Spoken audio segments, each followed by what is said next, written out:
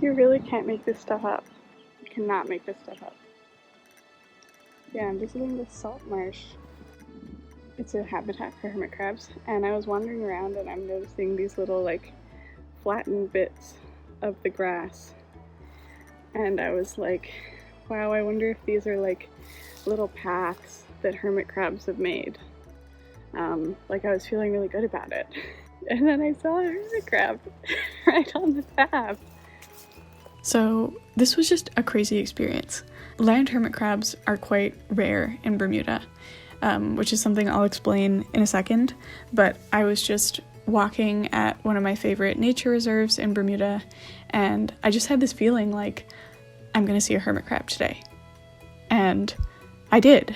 And it was just like this certainty of feeling, and then it happened. Like I turned around and there was one literally walking right in front of me, like on the footpath that a human would use. It was just like ambling its way down, and it was mind-blowing to me, and very special. I was just so spellbound by this encounter. Hermit crabs are such a unique species. Like, they're very slow moving, and I think that they're very personable and kind of funny and beautiful, and they move in a very unique way, and they're easy for you to get up close and personal with. And they're really unique because they connect the land and the ocean. Their life cycle moves between, marine ocean environments and living on land.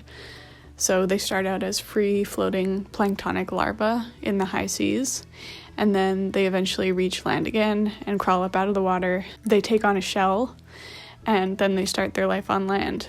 They might go from, floating in the deep ocean to climbing trees in the same lifetime, which is crazy to me. But yeah, important to know about hermit crabs is that they're not true crabs. They're soft-bodied, and they don't make their own shell. So they have to use the shell of other species to survive, and they have to size up their shell as they grow. So availability of suitable shells is really important to their life cycle. This basically caused them to decline dramatically in Bermuda. Bermuda is a very small ecosystem. There's not an infinite amount of creatures that can supply shells for hermit crabs that are big enough. The only animal that really does supply shells to them is the West Indian topshell, and this is a marine snail. It's like a really big, like growing bigger than your hand, like black snail, and they crawl around on the coast and eat algae.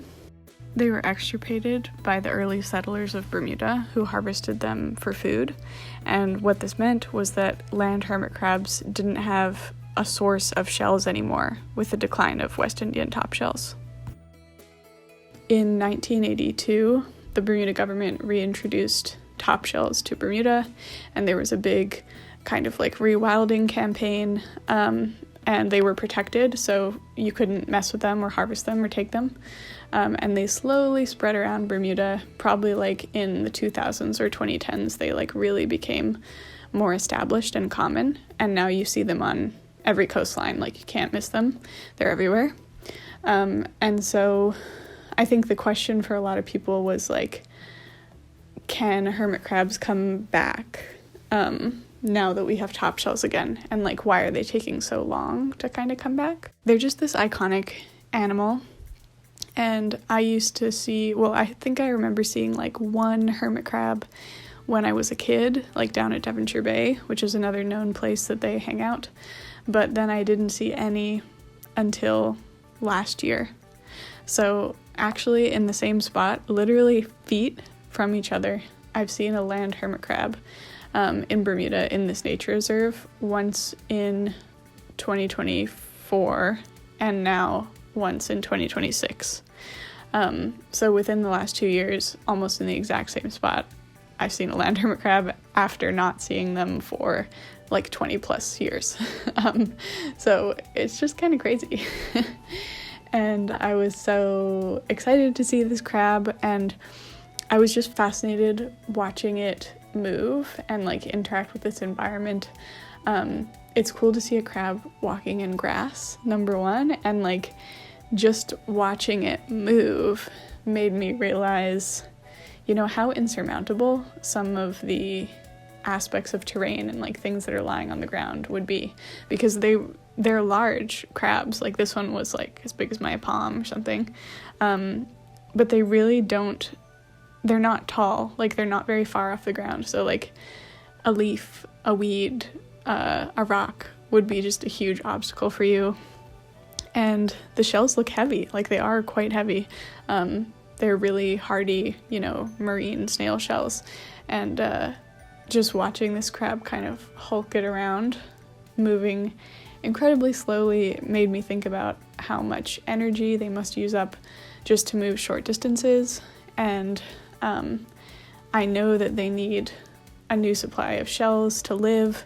So I was just like watching this thing for so long, and I was thinking about how it must take this animal hours and hours, like a day, maybe a whole day, to reach the ocean to complete some really important aspects of its life cycle. Like if it needs a new shell or it needs to release eggs, it's going to need to make that journey to the beach, up hills, like over very rough terrain. It was just making me think, how can we help these crabs? Like, would it be helpful to bring top shells like into the forest where they spend most of their time, so that they don't have to travel so far to get shells? Anyway, that was just a fleeting thought. But a couple of other interesting things to note. There's also a cat feeding station near this spot where I found the crab, and I wondered if that was actually like supporting them, because I think in the pet trade some people feed them cat food, and I'm like, okay, maybe they're liking that. And also, it's not just the loss of West Indian top shells that contributed to the decline of hermit crabs. Like, it's a lot of stuff, also including, habitat loss through coastal development. And the reason probably that I found a hermit crab twice in this spot is because it's one of the few areas on the island where it's still quiet and it meets their habitat needs without being broken up by a road.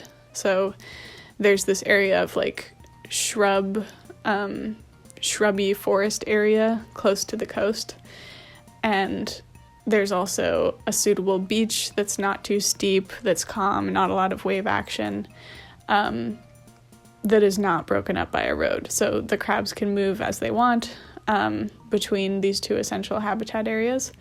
And it's kind of devastating to think about how many areas they have been cut off from because of development and because of, we deprioritize things like ponds and mangroves. So there's really not a lot of spots that these crabs can actually live. Another thing that contributed possibly to their decline is Bermuda went through a period of poisoning redland crabs. We were overrun with these redland crabs. And people were upset about it because they would like ruin your garden. They would also ruin golf courses, which is a big part of Bermuda's economy.